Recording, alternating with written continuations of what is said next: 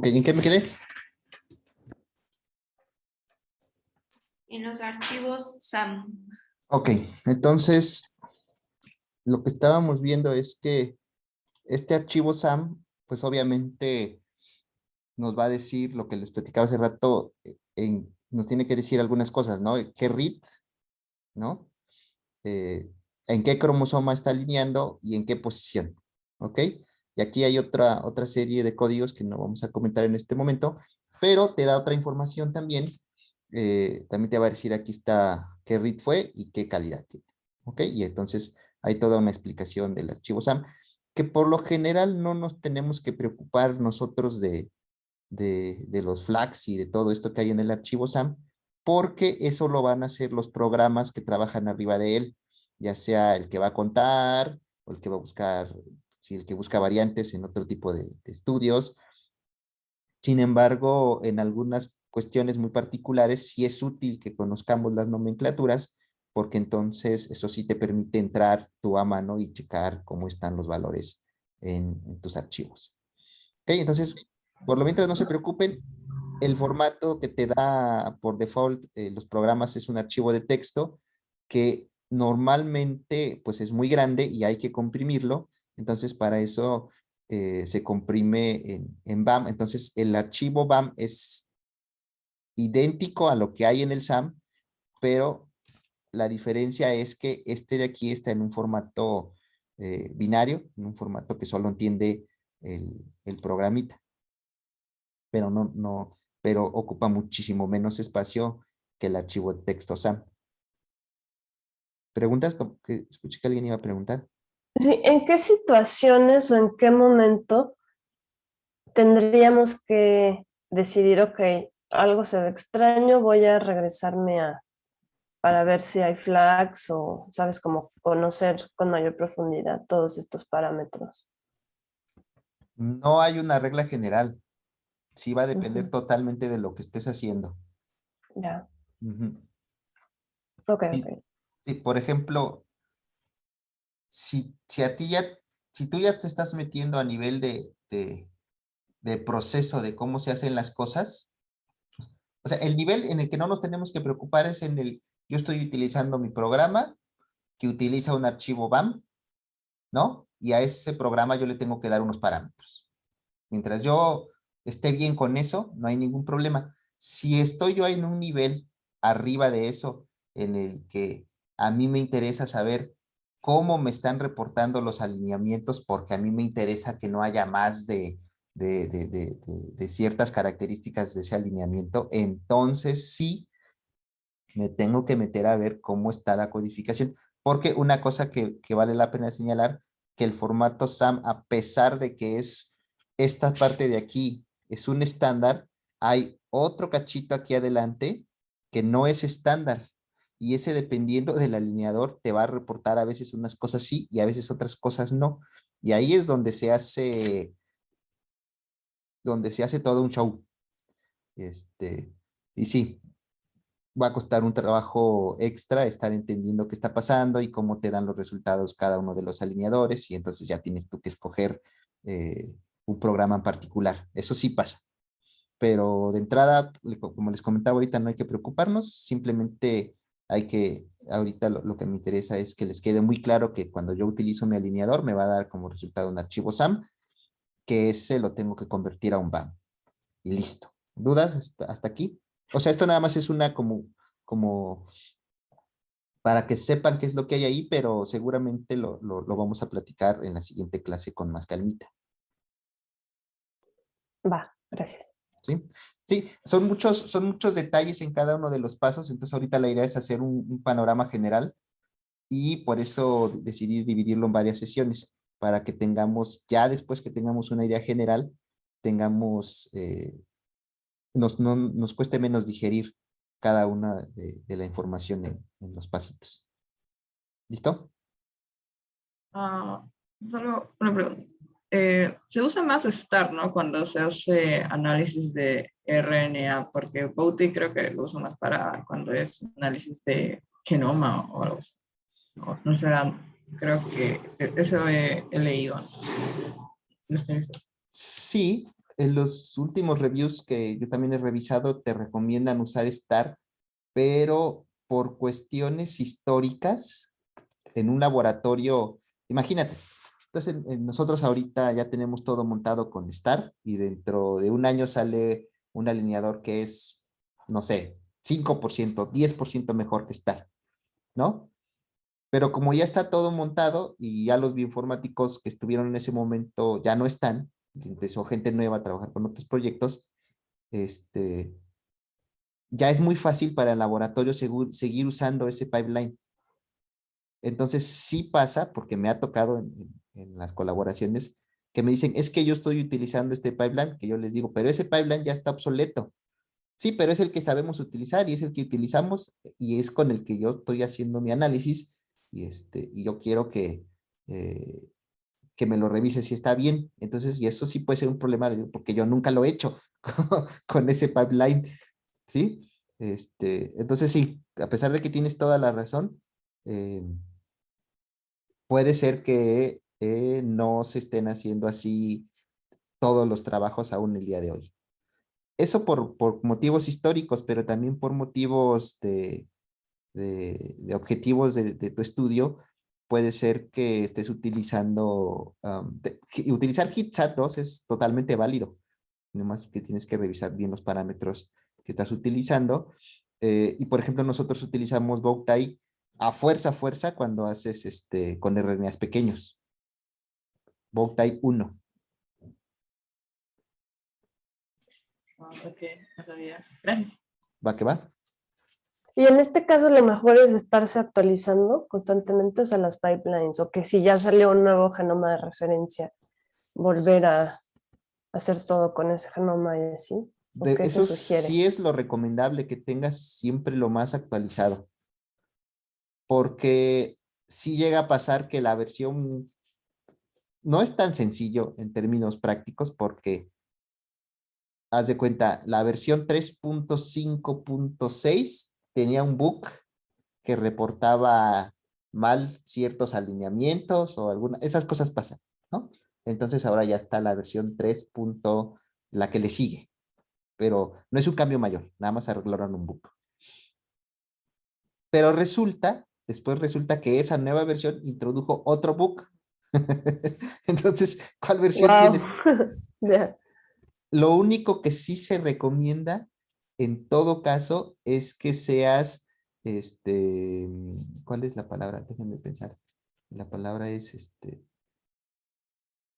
consistente en tus análisis. Entonces, si estás utilizando varios sets de datos y tú dijiste, no se vale decir que es que estos datos los analicé con la versión 3.14 y estos con la 3.18. Eso no se vale. Ahí sí hay que ser consistentes y decir, si se utilizó esta versión. ¿Por qué? Porque ahí lo que se trata es un tema de reproducibilidad de resultados. Tú le estás diciendo a alguien, yo utilicé estos programas con estas versiones, de tal manera que si alguien lo quiere volver a hacer y utiliza esos mismos programas con esas versiones, y los parámetros que tú estás diciendo, le tiene que salir lo mismo. Ok. Va. ¿Sale? Entonces, sí es recomendable actualizarse, sobre todo cuando son cambios mayores, pero eso lo vas a ver cuando sale el nuevo paper de la herramienta. O cuando cambian de versión, cuando sí es un cambio de versión de la 2 a la 3, ahí sí es súper importante, o sea, si tú tienes ya montado, por ejemplo, el análisis con una subversión, pero ya cambió a una versión mayor, un cambio mayor, chicos, es cuando tienes la 1 y ahora está la 2, eso significa un cambio mayor por conversión. Entonces ahí inclusive puede ser que ya no sean compatibles los resultados, o sea, la tabla de resultados que te daba el 1 es muy probable que ya no sea igualita a la que te va a dar el 2, porque hubo no solo cambios adentro de optimización, sino cambios en la lógica de la programación, cambios en los algoritmos. Entonces ahora los resultados puede ser que sean diferentes. Pues ahí sí es súper importante que ustedes usen la versión más actualizada cuando sea posible, ¿vale? En otros casos sí puede uno seguir viviendo con una subversión. ¿Listo? Listo. Sale. Entonces, el siguiente paso va a ser la cuantificación. Esos archivos BAM, yo se los voy a dar de comer a un programa como por ejemplo HTSEC, que es el que ustedes utilizaron. Yo normalmente utilizo otro que se llama Feature Counts, pero funcionan con la misma lógica. Le das de comer un archivo BAM, que es el que voy a repetir, dice qué read en qué posición del genoma alineó, y a ese programita le voy a dar de comer un archivo de anotación, que no significa otra cosa más que ese me va a decir qué hay en el genoma, dónde están los genes, y a su vez de su gen me va a decir dónde está cada uno de los exones, y a su vez me va a decir de acá a acá es UTR, de acá a acá es codificante, y de acá a acá es del transcrito 1, de la isoforma 1, de acá a acá es estos exones son los del transcrito 2, y también va a tener información de otras cosas que no sean codificantes, de los tRNAs, de los RNAs, también de los repetidos, ahí están los transposones, y también ahí hay familias. Entonces, ese archivo de anotación de genes, a final de cuentas todos esos sí son genes, se le sobrelapa a las coordenadas del genoma, y entonces tú ya puedes, voy a regresar, acá está. Entonces, imaginen, todo completo es el genoma, y sobre ese genoma yo voy a sobrelapar la anotación, y entonces esto es la anotación. ¿Sí? La línea punteada es el genoma, y la anotación son los cuadritos, donde yo tengo qué es lo que se sabe de esa parte del genoma. Y entonces ya cuando sobrelapo, ahora sí, yo puedo utilizar un programa que va a contar los reads que caen en estas regiones. ¿Sí? Normalmente vamos a tener solamente en estos cachos, porque como lo vimos anteriormente, estamos cuantificando cosas que ya conocemos, ¿no? El mensajero normalmente ya no tiene los intrones. Lo que sí puede pasar es que nos aparezcan reads por aquí con baja cobertura, y eso puede ser que es un transcrito poco expresado, entonces que esto realmente no es un intrón, sino que aquí hay un exón. Eso sí puede pasar. Entonces, pero eso lo vamos a abordar en un estudio si lo que quieres es descubrir un transcrito nuevo. Si no, solamente vas a reportar lo que ya está anotado, y eso es muy importante. Cuando tú haces tu reporte, tú dices, utilicé tal versión de la anotación también. Listo. Y a final de cuentas lo que vamos a tener este es el objetivo principal de todo lo que estamos haciendo. Yo voy a tener una tablita en la que la tabla voy a tener en las columnas el nombre de mi muestra con su respectiva réplica biológica. Aquí, por lo menos 3 son las que se recomiendan, pero ya ven que en el documento dice que se recomiendan 6. Pero bueno, vivimos con 3. Es el mundo, sobre todo con los presupuestos ajustados. Entonces aquí están las 3 de la condición 1, y aquí van a estar las 3 de la condición 2, y luego por acá van a estar las 3 de la condición 4. Si yo tengo tiempos en mi condición, por ejemplo, estoy evaluando a las 10 y luego a las 48 horas, por así, entonces tengo que tener las 3 de un tiempo y las 3 del otro tiempo. No se vale tener 2 de una y 1 de otro. Y ya con eso yo digo es que yo evalúo en un gradiente. Cada uno de los tiempos representa una condición, y tengo que tener sus respectivos replicados. ¿Sale? Y del otro lado voy a tener los nombres de los genes. Entonces esta lista de acá normalmente va a ser, dependiendo del genoma, va a ser arriba de 30,000, 25,000, 30,000, dependiendo del archivo de anotación que yo le haya dado. ¿Ok? ¿Dudas? ¿Qué diferencias hay entre el GTF, el GFF y el SAF? ¿O cuál es más recomendable? Son 3 cosas de lo mismo, pero el problema es que hay diferentes convenciones. Históricamente, esto tiene una explicación, según yo, histórica, de el formato. Entonces, el formato GFF hay una versión 2 y luego hay una versión 3, pero también hay una versión que algunos le llaman la versión 2.5. Entonces, esa 2.5 después ahora se llama GTF. pero dice lo mismo. Tú cuando entras a las páginas del Ensemble para descargar la anotación, ahí casi por lo general te van a dar a escoger entre el GFF y el GTF.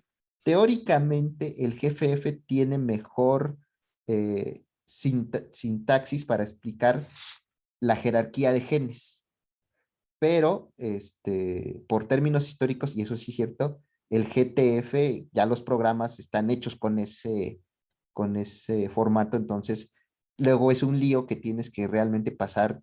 A veces solamente tienes el GFF, sobre todo en proyectos de anotación que tú, si tú estás participando en un proyecto de un genoma nuevo, en el laboratorio se genera el GFF y después hay que convertirlo a GTF.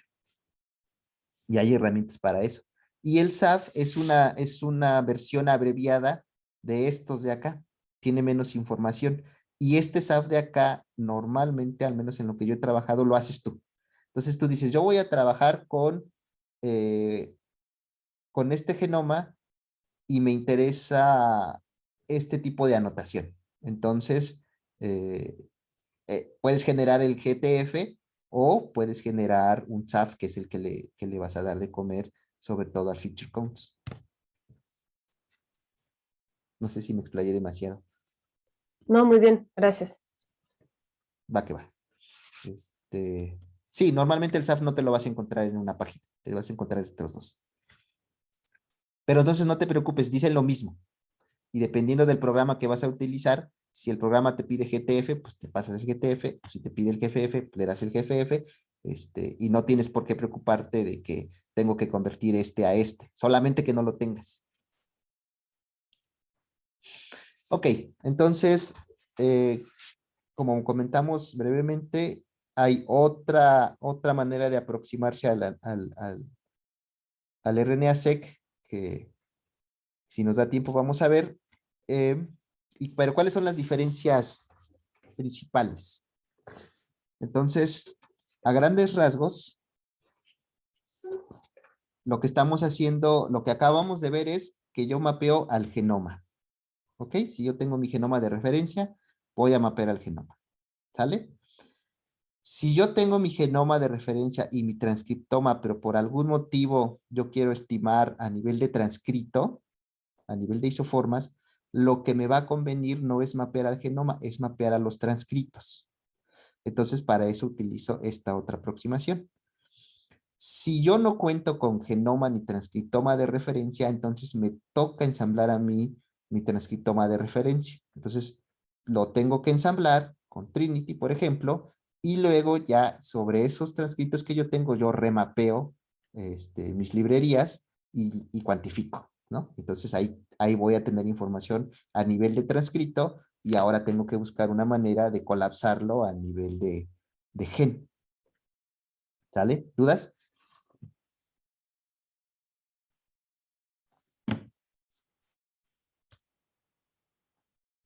Y bueno, aquí está los alineamientos. Si yo tengo mi transcrito solamente, si estoy alineando a mi transcriptoma, pues lo que voy a tener ya son mis exones solamente, va a ser mi CDS. Y cuando alinee yo mis reads, pues van a alinear perfectamente a mi, ¿cómo se llama? A mi proteína, ¿ok? A mi mensajero.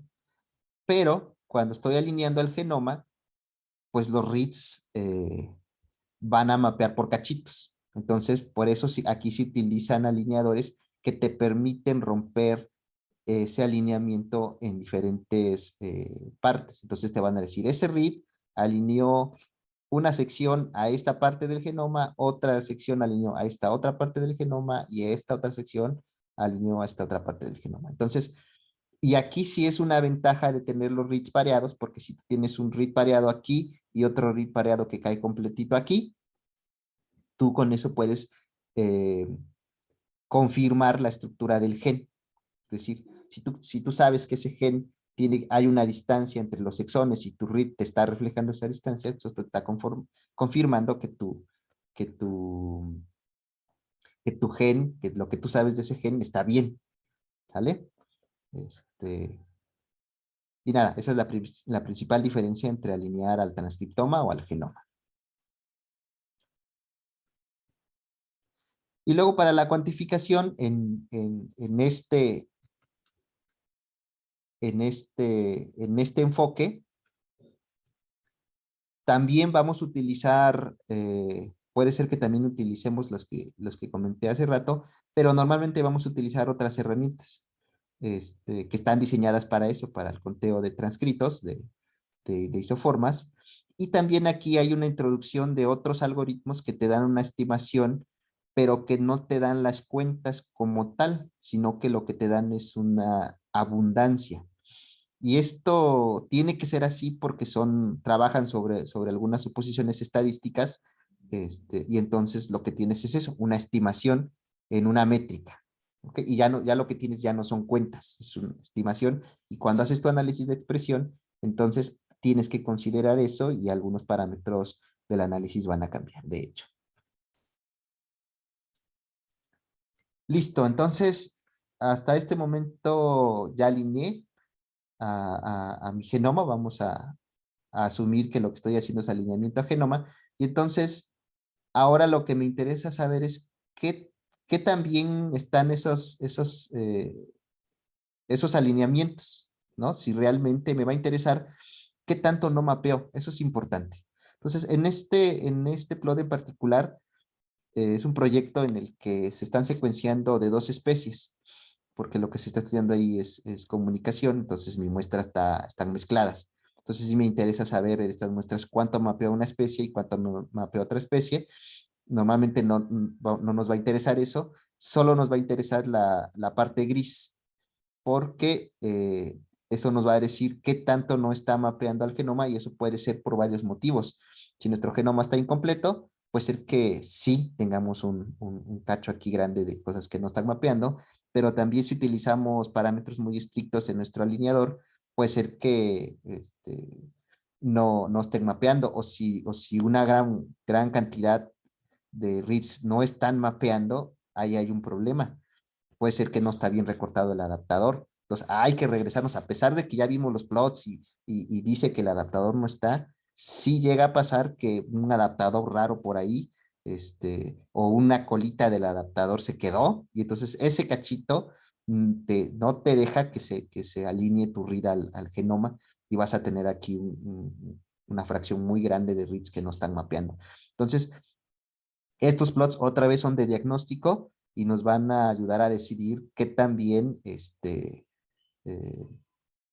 va a ser lo demás de nuestro análisis. Otra cosa que también vamos a ver aquí es, aquí están porcentajes, pero normalmente aquí también le tenemos que agregar el numerito de qué tantos reads están mapeando, porque otra vez, dependiendo del tamaño de nuestra librería, también estamos esperando que esa cantidad de reads estén alineando.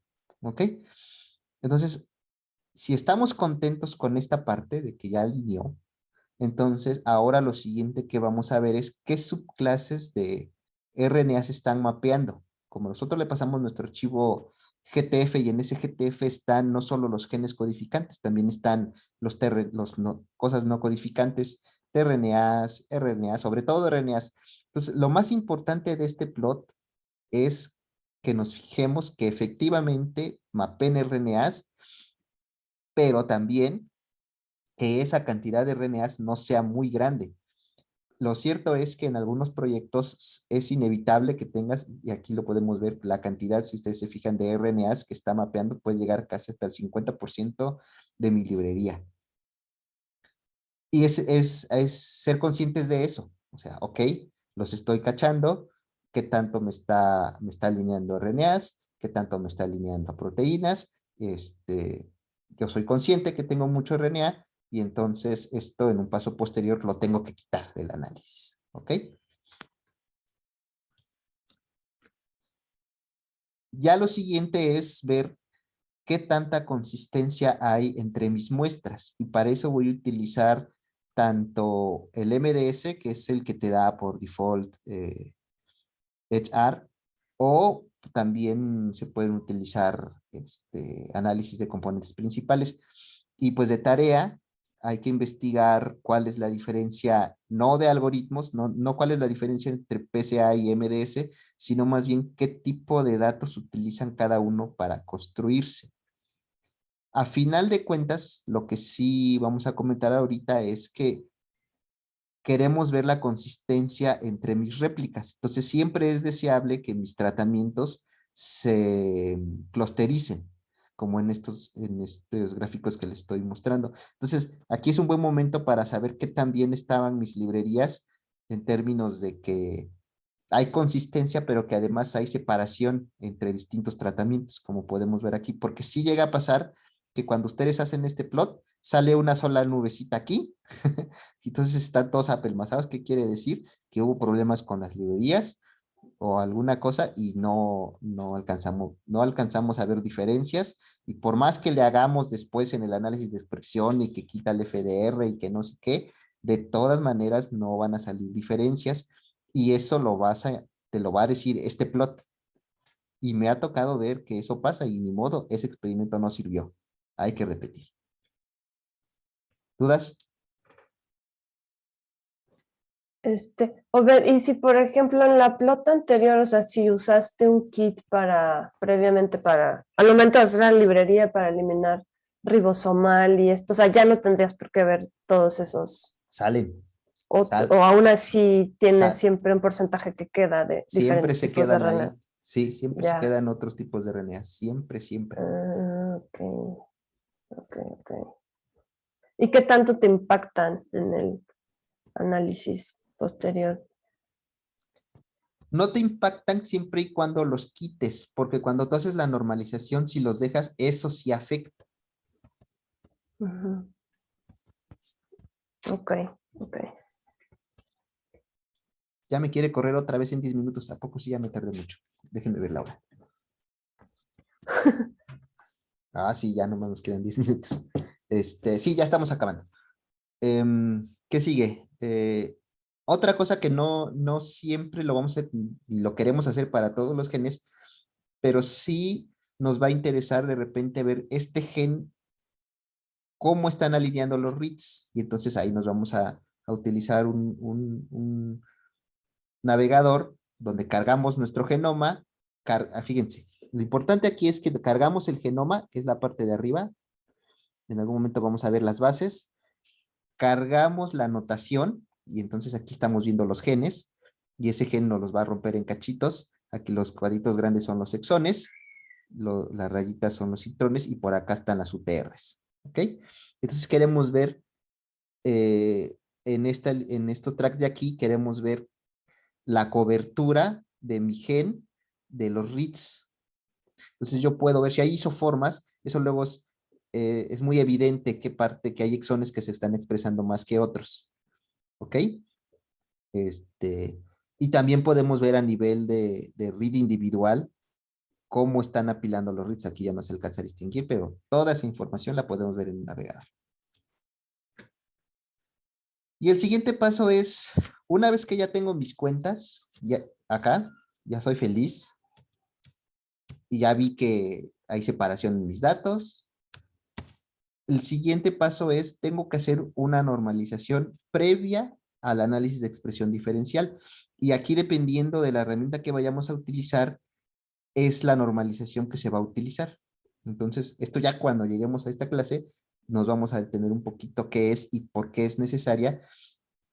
Pero lo más importante de estas tres de aquí que yo quería resaltar es, estas dos se enfocan en eliminar las diferencias en la profundidad de las librerías. Como les comentaba yo hace rato, si yo tengo una librería con 2 millones, con 30 millones, y tengo otra librería con 1 millón, ahí hay que aplicar un tipo de normalización. Y este otro tipo de normalización de Lima es la hereda de los análisis de microarreglos. Entonces es distinta, pero también toma en cuenta, de hecho, por eso se llama TMM Boom, porque utiliza esta normalización y luego otra normalización que convierte los datos para que se pueda analizar con este modelito. Estos de acá son, lo que hay detrás del nombre del programa es un modelo estadístico. ¿Sale? Y hay otras normalizaciones y utilizamos otros programas para cuantificar de esta parte del pipeline que habíamos comentado. Si llegué por este camino, entonces esas cuentas no van a pasar por esa misma normalización, van a pasar por otra normalización, y para eso hay un programita que se llama TX Import que nos va a ayudar con eso, o si vamos a pasar directo, algunos otros no ocupan la normalización porque desde el inicio cuando se hizo el programa están acoplados. Entonces, acoplado significa que entra, en este caso, EBSEC junto con RSEM, por ejemplo.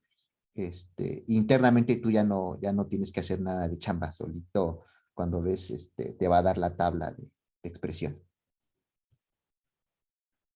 Listo. Brevemente, los contrastes. ¿Qué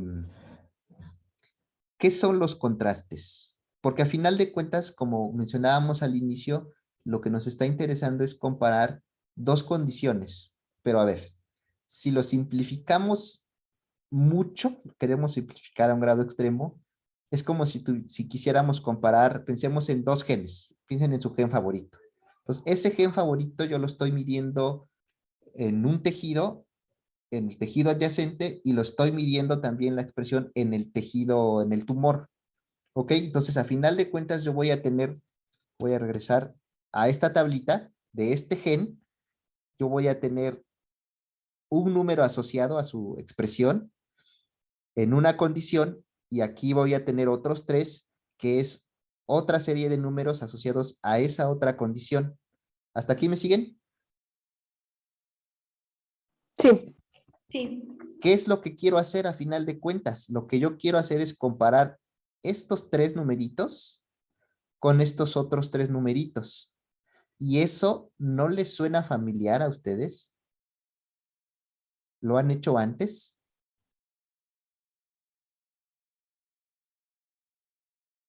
¿Nunca lo han Pues hecho? sí, en diferentes No, pruebas estadísticas, ¿no?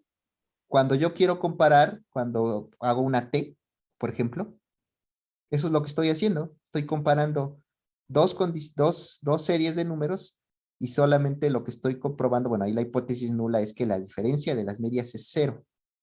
Pero si a lo que yo quiero llegar en este momento con ustedes es que la expresión diferencial, a final de cuentas, lo que queremos saber es si la diferencia entre la expresión de un gen en sus tres réplicas es estadísticamente significativa con respecto a la expresión de los valores que yo medí en estas otras tres réplicas de la condición B. Entonces, si los datos fueran normales, si cumplieran las condiciones de un experimento como el que nos enseñaron en la carrera para hacer una prueba de T, una nova, lo podríamos analizar con una nova. Eso es lo que quiero que les quede así bien. De hecho, inicialmente así se hizo.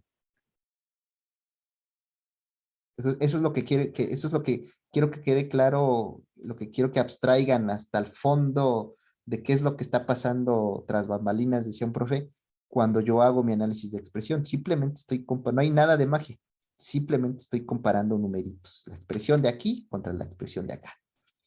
¿Listo?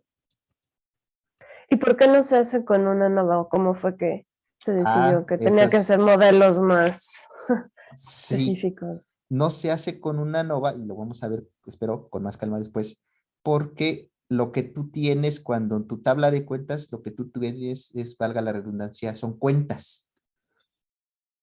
Y cuando tú haces una medición, por ejemplo, altura, no son cuentas, es una variable aleatoria de tipo normal. Entonces, cuando tú tienes cuentas, esas obedecen otra distribución. Entonces, ahí es donde entra todo el chiste. Si tú sabes que tus datos obedecen cierta distribución, pues utilizas esa distribución para hacer tus pruebas.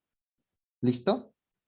Como hay diferentes distribuciones, entonces, más bien, como distintos datos obedecen distintas distribuciones, entonces, por eso cuando tú revisas de qué distribución son tus datos, ahí es donde decides qué tipo de prueba le vas a aplicar.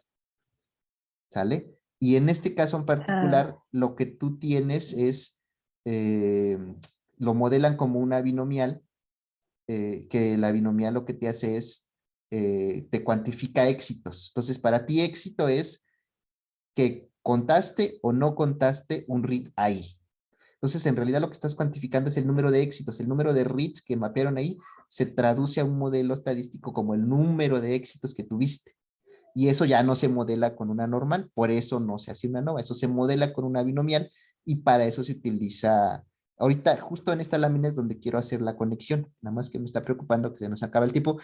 No sé cómo andemos de tiempo, si ya todos nos tenemos que ir para respetar el horario, aquí le cortamos y la continuamos en la siguiente clase. Ustedes digan. Yo sí me tengo. Entonces, ¿cómo ven si la dejamos aquí y retomamos lo de los contrastes para la siguiente clase? Sí, Sí, súper muy bien. Nos faltaron Sí. algunas láminas, ya no tantas, y ya de ahí empezamos a hacer la práctica. Les paso de todas maneras la presentación porque al final está la tareita. Sí, súper bien. Oh, sí, ¿Va que va? Va. Pues Va. entonces ahí la dejamos, chicos, está acabando el tiempo. Y pues espero que no los haya confundido más de lo que ya estaban. Y nos vemos de No, aquí 8 es todo días. súper no, bien. muchas gracias. Sí, Sale, todo bien. chicos. Gracias Entonces, a todos. nos vemos. Gracias. Entonces va a ser Gracias. todos los viernes, ¿verdad? Solo Sí. para confirmar. Sí. A la misma hora, 10:30. Sí. Va, súper. Gracias. Chao, chao. Gracias, buen día, bye. Buen Nos fin. vemos. Bye. Bye bye.